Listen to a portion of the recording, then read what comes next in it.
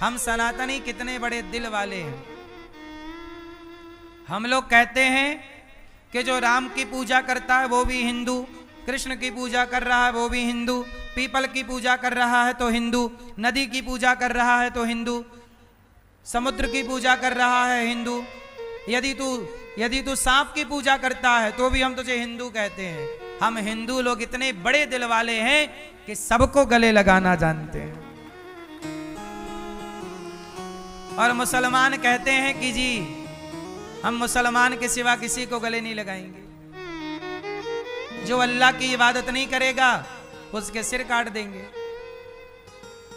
अरे भाई, तुम्हारे यहां केवल अल्लाह की इबादत है, हमारे यहां तो कण कण में हमारा परमात्मा नजर आता है, कण कण में हमारा ईश्वर नजर आता है। हम माता को भगवान, पिता को भगवान, अतिथि को भगवान, गाय को भगवान, गावो विश्वस्य मातरः। हमारे शंकर जी नंदी पर बैठे हैं, नंदी धर्म का अवतार है। हमारे यहाँ चूहे का सम्मान, गणेश जी चूहे पर बैठे हैं। उल्लू का सम्मान, दुर्गा हमारी वो लक्ष्मी मैया उल्लू पर बैठी हैं। हंस का सम्मान, सरस्वती मैया हंस पर बैठी हैं। मयूर का सम्मान, कार्तिकेय जी मयूर पर बैठे हैं। गरुण का सम्मान, भगवान नारायण गरुण पर बैठे हैं। शेर का सम्मान, दुर्गा मैया शेर पर बैठी हैं। सोचिए, हम मनुष्य ने अपना संबंध जंगलों से, नदियों से, पेड़ पौधों से, पशु पक्षियों से, हम सनातनी ही ऐसे हैं जो नाग पंचमी को नाग को दूध पिलाकर भी ईश्वर की आराधना करते हैं कि यह भी देवता है। धरती पे और कोई सांप को दूध पिलाता हो तो बताओ। हम सनातनी कितने बड़े दिल वाले हैं, सबको गले लगाते हैं। इसलिए धरती पे सनातन जैसी गहराई, सनातन जैसी विचारधारा कहीं नहीं है। सनातनी सबको लेकर चलने वाला है। सर्वे भवन्तु सुखिनः।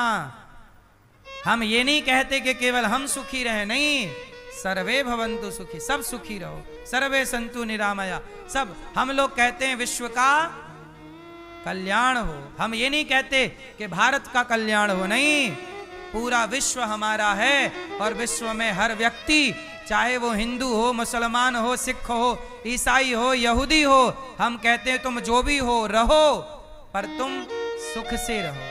हम तुम्हारा भी कल्याण चाहते हैं, तुम्हारे बच्चों की भी आयु हम लंबी चाहते हैं, तुम्हारे यहाँ भी सुख शांति और समृद्धि चाहते हैं। हम ही हैं जो सबके लिए जीते। हमारे यहाँ जब तुम्हारी दादी जागती है, सबसे पहले नहा के जब भोजन बनाती है तो थोड़ा सा भोजन बनाने के पहले आटा चींटी को डालती है, दाना ले जाके चिड़िया को डालती है, पहली रोटी बन जाए तो गैया को खिलाती है, आखिरी रोटी निकाल कर कुत्ते को खिलाती है। द्वार पर कोई अतिथि तो नहीं बैठा, बुलाकर सम्मान से भोजन कराती है। जो सबकी चिंता करता है उसी को सनातनी कहते हैं। जो सबके बारे में सोचता है उसी को सनातनी कहते हैं। हिंदू का अर्थ क्या है? हिंदू का अर्थ क्या है? बोलो हिंदू, बोलो हिंदू। क्या मतलब हुआ? नहीं, सुनो, हिंदू का अर्थ है जो हिंसा से दूर रहे। हिंदू, हिंदू मतलब हिंसा, दू मतलब दूरी। जो हिंसा से दूर रहे वो नाम हिंदू है। हम हिंसा से दूर हैं, इसलिए हम क्या कहते हैं? अहिंसा ही परमो धर्म। परहित सरिस धर्म नहीं भाई, परोपकाराय सताम विभूतया। इसका मतलब ये नहीं है हिंसा नहीं करनी चाहिए मेरी मां, पर तलवार जरूर रखना चाहिए। हिंसा नहीं करना चाहिए, पर तलवार जरूर रखना चाहिए। अब आप कहो कि जब हिंसा नहीं करना चाहिए तो तलवार की क्या जरूरत है? एक बात बताओ, दुर्योधन को गीता सुनवा, भगवान कृष्ण ने गीता सुनवाई ना? बोलो हाँ, जोर से, जोर से। पहले सुनाओ गीता। मैया एक हाथ में रखो गीता। क्या रखो? एक हाथ में रखो गीता। और गीता सुनाए भैया, गीता सुनेगा? सुन, गीता सुनाओ। यदि सामने वाला गीता से माने तो गीता सुनवाओ, और गीता से नहीं माने तो दूसरे हाथ में तलवार होनी चाहिए। अब बता, तलवार से मानेगा? क्योंकि यदि तलवार नहीं होगी तो वो तुम्हारी गीता जला देगा, तुम्हें मार देगा। इसलिए हनुमान जी के हाथ में गदा है। हनुमान जी तो अच्छा, राम वनवास गए तो सोना चांदी लेकर नहीं गए, लेकिन धनुष बाण लेकर गए। उत्तर दे सकते हो आप क्यों? ए मैया, राम तो भगवान हैं, तो धनुष बाण लेके काहे गए? बोलो मेरी मां, क्या जरूरत थी धनुष बाण लेके जाने की? उत्तर दो। क्योंकि राम जी जा रहे हैं वनवास, और वन में जो भाषा समझेगा राम की तो राम भाषा से समझाएंगे, और राम को पता है कि जंगल में कुछ लोग ठीक ठीक भाषा से नहीं समझेंगे, वो धनुष की भाषा समझेंगे, बाण की भाषा। बोलो हाँ। पाकिस्तान गीता की भाषा समझता है?